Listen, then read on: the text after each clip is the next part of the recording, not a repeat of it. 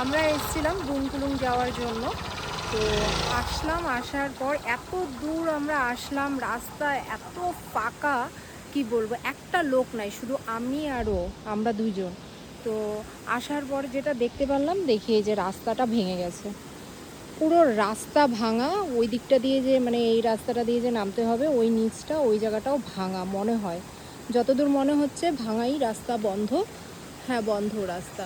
তো সেই কারণে আমরা যাচ্ছি না, তার জন্য আমরা বাড়ি চলে যাচ্ছি। অনেক দূর আসলাম, এসে ঘুরে যাচ্ছি। জায়গাটা তো নো ডাউট অনেক সুন্দর, কিন্তু অনেক বেশি রিস্কি। আর তো মেনলি তো রাস্তাই বন্ধ, কি আর যাবো। এই জন্য এখান থেকে আমরা ব্যাক করে যাচ্ছি। এর আগেও আমরা একবার এসেছিলাম, তখন তো অনেকজন মিলে এসেছিলাম। তো অনেক দিন আগে, তাও 2 বছর আগে।